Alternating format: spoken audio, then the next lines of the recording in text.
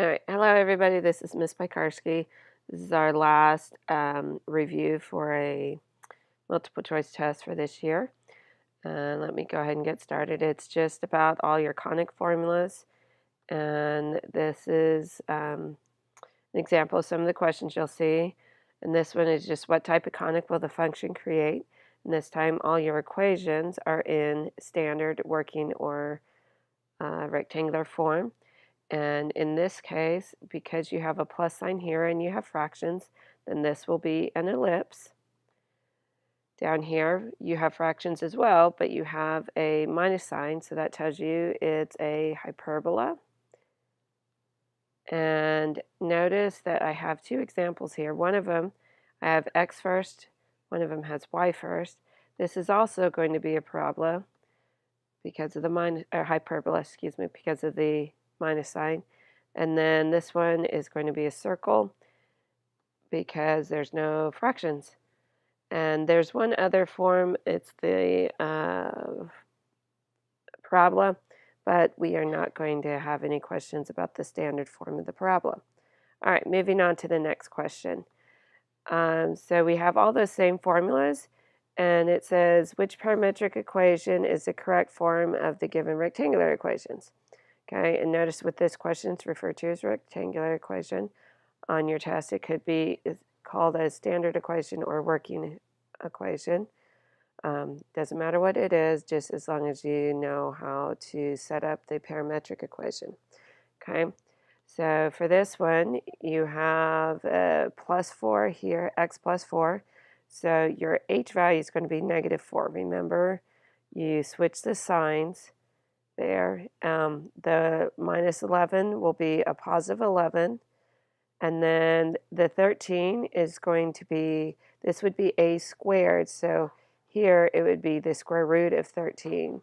And then 169, the square root of 169, I believe, is 13. Okay. And then because this is an ellipse, you're going to have cosine t here and sine t here. All right. Now for this hyperbola, again, we have the x fraction and the y fraction. You're going to have, because of this negative 11 here, or minus 11, you'll have a positive 11 here. Remember, we're switching the signs. And the x plus 4 will become a minus 4. And then the 13 here is going to be the square root of 13 again. Notice how these are very similar. Okay, the 169 would be the square root of the square root of 169 is 13. And then this time, because we have a hyperbola, it's not going to be cosine and sine like we have over here. It'll be tangent and secant. And the secant equation will be whatever one is positive. So since the y is positive, y is going to have secant in it, and x will have tangent in it. All right. Another problem, very similar. Again, you have a minus sign, so it's a hyperbola. The negative 2 becomes positive 2 here. The plus 3 is negative 3 over here. The square root of 36 is 6. And the square root of 15 is just going to be left with the square root of 15. Okay? And then we have hyperbola, so we're using tangent and secant. This, your x fraction is positive, so the x is going to have secant in it this time, and the y will have tangent in it. All right, and then the last one, this is our circle. Okay, again, your h and your k values are here and here, and again, you're switching signs, so the minus 2 becomes a positive 2, the plus 3 becomes negative 3, and then this time your r value is here, but this is r squared, so we'd have to do the square root of 169, and the square root of 169 is 13. Because it's a circle, both the x and the y will have the 13 in it. And then the circle and the ellipse both have cosine and sine, and those don't switch. It's just cosine pairs up with the x, sine pairs up with the y. All right, so hopefully you guys know how to convert from the rectangular form to the parametric form. All right, here's another one. This time, instead of having our standard form and figuring out the type of conic, this time we have parametric form. We have to figure out the type of conic. Okay. With this one, we have sine and cosine and sine, so it's either the circle or ellipse.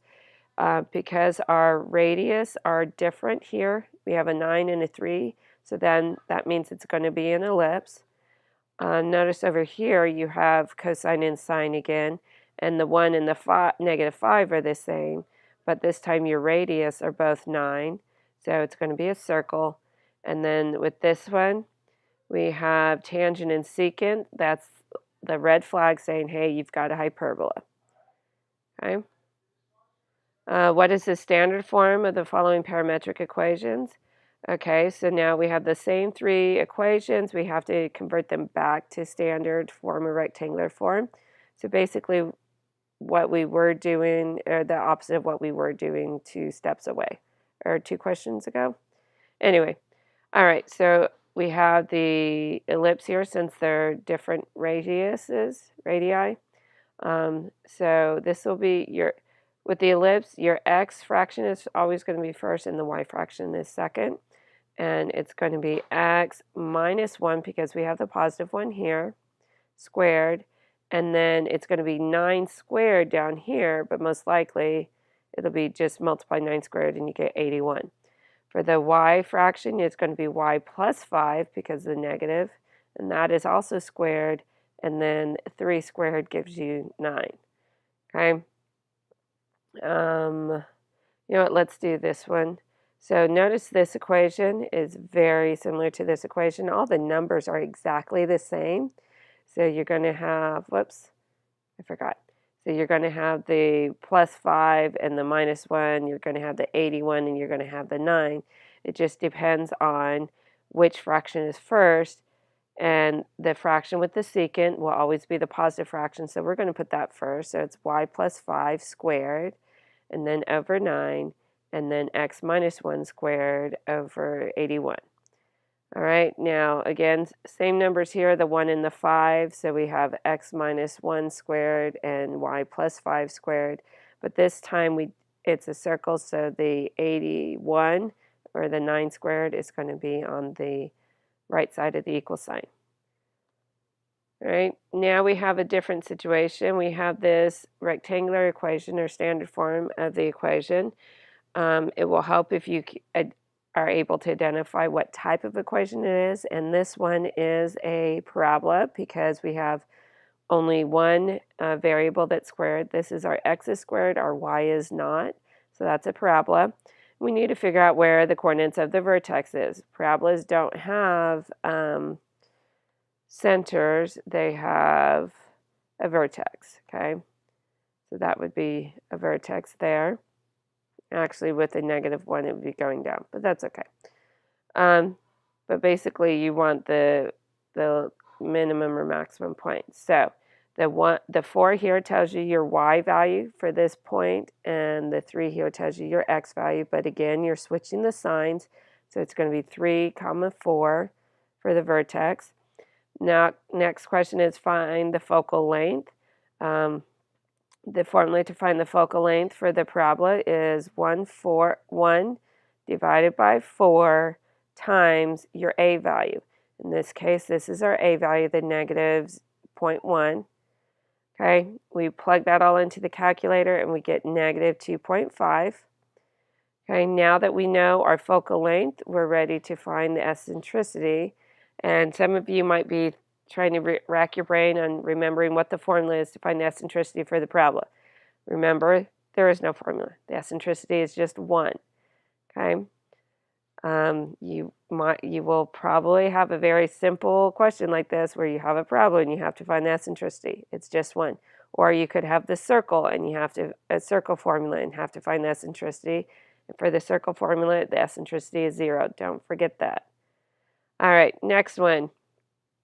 Here we have another working form of your conic formula, and because of the plus sign here, we have an ellipse, and we just want to find, oops, I should have changed that to the center of the ellipse. I forgot, sorry. What are the coordinates for the center of the conic section?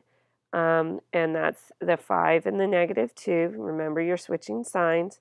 And then what is the focal length? Because it's an ellipse, the formula is going to be the square root, the absolute value of your a squared minus your b squared. And notice I just did 25 minus 16. Well, 25 minus 16 is 9. The absolute value of 9 is 9. The square root of 9 is 3.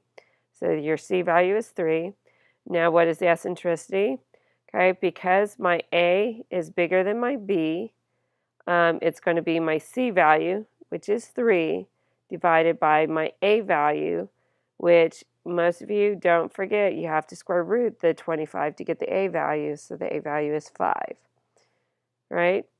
Now we have another one, very similar numbers, but this time it's a minus sign here, so that means it's a hyperbola. And what are the coordinates for the center? Sorry. That would be the 5 and negative 5 and 2, because of the plus sign here and the minus sign there. And then what is the focal length? The formula to find the focal length for the hyperbola is the square root of your a squared plus your b squared. Remember, there's no absolute value symbols with the hyperbola's focal length. And 25 plus 16 is what, 30, 41. So it would just be the square root of 41. And then when I go to find the eccentricity, it's going to be the square root of 41, my c value, divided by the positive fractions square rooted denominators. Sorry, I said that badly. So it's either a or b, whichever one is part of the positive fraction. Because my x is the positive fraction, I'm going to use the 25, but I'm going to do the square root of 25. So the e value will be the square root of 41 divided by 5, or approximately 1.3. All right, so with this one, we're looking for what the general equation of this conic and this formula is in standard form. So the first thing I want to do is to get rid of my denominators. And the easiest way to do that is to multiply both of them by 21. I only want to have to multiply by one number. So I'm going to multiply by 21 and get rid of both denominators. And then when I do that, this one, the x plus 2 squared fraction, the 21s just cancel out. And over here, the y minus 3 squared divided by 7. Well, 21 divided by 7 gives me 3, so that'll be a 3 times y minus 3 squared. And then don't forget that you also need to multiply the 1 by 21 as well. Okay, at this point, I need to FOIL or box both of these fractions. I don't care which method you do. I prefer to box, so that's what I'm going to show you here. If you like to FOIL and you need a refresher, then there's lots of videos on YouTube about how to FOIL. All right, so let's go ahead and box these. So x times x is x squared, 2 times x is 2x, 2 times x is 2x, and 2 times 2 is 4. And then my y minus 3 squared times y minus 3 squared. Y times y is y squared. Negative 3y is negative 3y. Negative 3 times y is negative 3 times y. And negative 3 times negative 3 gives you positive 9. Okay, and then I just have to write all of these out. And so I have the x squared plus 2x plus 2x, it gives me 4x, and then plus 4. And then don't forget, this 3 up here is still going to be part of this fraction, or this polynomial here.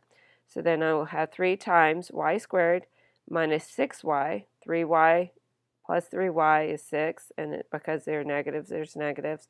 And then times 9. And then with the general equation, I want to have a 0 over here. So I'm going to go ahead and subtract by 21. Oops, I forgot. I think I subtract by 21 over here. Yeah, I subtract by 21 over here. All right. And then, let me get that. Okay. Now I need to go ahead and distribute this 3 throughout the equation. All the x stuff is going to stay the same. The 3 times 3 times y becomes 3y squared, excuse me. 3 times negative 6y becomes negative 18y. And then 3 times 9 becomes 27. And then, yes, I go ahead and move the 21 over by subtracting both sides. Okay, so I'm almost done with the general equation. I need to put this in standard or in the correct format. So my x squared term is first, then my y squared term, and then my x term, and then my y term here, and then my constant term, but I'm going to have to add together the 4 plus 27 minus 21, and I get 10 for that one. All right, let's look at another problem situation. What type of conic will the following functions create? Again, just trying to figure out what shape I have, and this time it's all in general form, and so I have to look at my first two, my a value, my c value. Let's look at this one first. My a value would be the coefficient to the x squared. My c value is coefficient to y squared. Make sure they're the squared terms, not like up here where we don't have a y squared. Okay, because both of these terms are 1, they're both the same, I'm going to have a circle here. Because I do not have a y squared, I'm going to have a parabola here. Okay. Now I have both an x squared and a y squared. They're both a positive number. I have a 4 here and a 1 here, so they're different numbers. That means I have an ellipse. And then here I have a positive 4 and a negative 1. Because they have different signs, that tells me I have a hyperbola. Okay, and we're going to see all these formulas again, I believe. Yep. Now I need to take my general equation and figure out my standard equation. Okay, this one is very important that you figure out what type of conic it is. And we already said this one is the hyperbola because we have different signs here. So it's going to be the hyperbola, and the standard equation for the hyperbola is like this. Now notice I already put my x fraction up front, and it's because the x squared is positive, y is negative. So I'm starting off with that. I might have to change it, but I don't think I will. Okay, so my next step in this process of converting from general to standard form, I need to separate my x terms and separate my y terms. So I'm going to have 4x squared minus 40x, and then I'm going to have minus 4y squared minus 14y, and then I'm going to go ahead and put my constant term on the other side of the equal sign. Okay, so it's a minus 15 over here. Okay, now I need to factor out the leading coefficient here. So it's going to be 4 times x squared minus 10x. When I was looking at a lot of your notes, you forgot to factor out a 4 from here. Okay, and then for the next set, I need to factor out the negative sign, just negative 1. So negative 1 times y squared plus 14y this time. And then that's just going to equal 15, negative 15, excuse me. Okay, at this point, I need to take this term here, this coefficient, and I'm going to divide it by 2 and square it. And I'm also going to take this coefficient, divide it by 2 and square it. So I have negative 10 divided by 2 squared gives me negative 5 squared, which gives me 25. And then the 14 divided by 2 squared is 7 squared, which gives me 49. So I'm going to add 25 and 49 to these terms here, and that's going to complete the square. All right. So now notice I still have the 4 out here, so I'm adding 25 here, and then 49 over here. And remember, notice the negative 1 is still here. Now, whatever I add to one side of my equal sign, I have to add to the other side of the equal sign. So I'm going to add 25 and 49, but I also have to take into consideration the coefficients out here. So I'm going to add 4 times 25 and negative 49, or minus 49 here. Okay. Let me move to the next slide to get to the next phase. At this phase, I need to go ahead and find my perfect squares. So I can factor this Remember, foiling, factoring are opposites of each other, but I'm going to factor this. And I know that I'm going to have 4 times x minus some number because of the negative sign here. Those of you that hate factoring, here's a shortcut. Whatever number you have up here, that's going to be the number that's going to be over here. So over here I have a 7 and it's positive, so I'm going to have a 7 with the y's. I have a negative 5 here, so it's going to be x minus 5 squared. Okay, and then minus y plus 7 squared, and then plus, that's going to equal 36. All I did is I took all these numbers and combined them, and I got 36. Okay, now with the hyperbola, you should have a 1 on the other side of the equal sign. So right now I have a 36. I want a 1 there, so I'm going to divide everything by 36. Okay, when I do that, I get 2 separate fractions. The x fraction is going to be over 9 because 4 divided by 36 gives me 9, or 1/9. And then negative y plus 7 squared over 36 is just going to be negative y plus 7 squared over 36. And that is my standard form of the equation. All right, let's look at this one. I have another equation. This time, because I have a plus sign, I'm going to have an ellipse. And this is another general form. I'm just creating the rectangular form. So again, I figure out that it's the ellipse, and this is a formula. Now I'm going to separate the x's and the y values. Good grief. Hold on. There we go. All right, so we have 4x squared plus 8. What did I do here? I don't know. Sorry, I think I'm a step ahead. Okay, there we go. 4x squared plus 8x plus y squared minus 4y equals 8. Okay, oh, I know what I did. I went ahead and I moved the constant term here over to the other side. Okay, now I need to go ahead and factor out the leading coefficients. So the 4's get factored out, and there's no leading coefficient on the 2, or on the y, the leading coefficient is 1, so I'm good there. Okay, now I'm going to take this term here, the 2 and the negative 4, and on the 2 I'm going to divide by 2 and then square it. Well, 2 divided by 2 is 1, squared is 1. And then negative 4 divided by 2 squared is going to give me negative 2 squared. Negative 2 squared equals 4.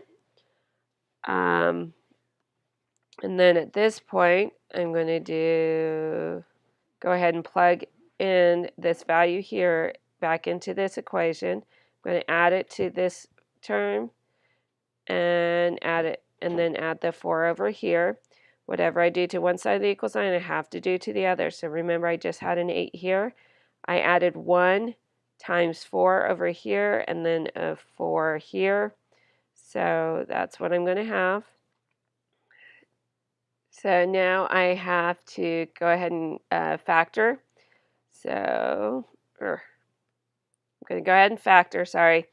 And I have 4 times x plus 1. How do I know it was x plus 1 squared? Well, because I had a 1 up here. And then plus y minus 2 squared. And because I had the negative 2 here. And then 8 plus 4 gives me 16. Okay, and then with the ellipse again, I have fractions. So I need to, and I have a I have a 1 on the other side of the equal sign here. So I'm going to divide everything by 16. And when I do that, 4 divided by 16 is 1 over 4. Okay. And then 1 over 16 is just 1 over 16. So that is my standard form of the equation there. And I think we have this is the last example. Okay. This time I have a circle because my 2 leading coefficients are equal to each other and they're the same sign. So I have a circle here. Okay. I'm separating the x's and the y's, moving the constant term over to the other side. Okay, and then let me see, I can't remember what I'm doing here. I just put the parentheses. Oh, I remember. Leading coefficient. Notice the leading coefficient here is 1, so I don't have to have anything out here. The leading coefficient of the y is 1. Again, nothing out here. That makes it easy. I'm ready for my next step. I'm going to divide this by 2 and square it, divide this by 2 and square it. And so eventually I get 9 and 64. I'm going to add the 9 and the 64 to complete the squares up here. Okay, so I have plus 9 there, plus 64 here, and then I still have the negative 57 plus 9 plus 64. Okay, and then with the circle, it's okay to have an r squared over here. I don't have to divide by 1. So that's just going to be 16 there. Then negative 57 plus 9 plus 64 gives you positive 16. And then my fractions sorry, not my fractions. My terms are going to be x plus 3 squared because of the positive 3 here, and y minus 8 squared because of the minus 8 here. And that's my answer. Let me see, do I have one more? Yes, I do. I have the parabola. All right, so now this one, again, I'm just going from the general form to the standard form. This is a parabola, so the standard form for the parabola is here. Notice that my y squared is the term that's squared, so I have it set up like this, and x and the h are on the other side of the equal sign. So when I separate my terms, I'm going to put my y terms together, and then I'm moving my x and the 42 to the other side of the equation. Okay.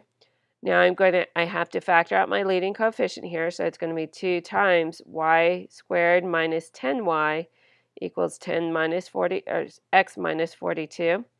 Now I need to take my middle term here, the negative 10, divide it by 2 and square it. Gives me 25. Okay, I'm going to add the 25 to both sides of my equation. Okay, so I have this. I'm adding 25 here. Don't forget the leading coefficient of 2 here. So I need to do x minus 42 plus 25 times 2. Okay, so, and then I'm going to complete my square over here. So my a value is going to be 2. See the a value here? And then I'm going to have y minus 5 squared. How do I know it's a minus 5 squared? Because I have a negative 5 up here. And then it's going to be x plus 8 because 50 minus 42 gives me 8. All right, I know I went through these very quickly. Please look at your notes. You do not need to make an index card for this test. I will have 4 pages of all the formulas for each conic available to use on the test. All right, see you Monday or Tuesday or whenever it is you're watching this video. All right, bye.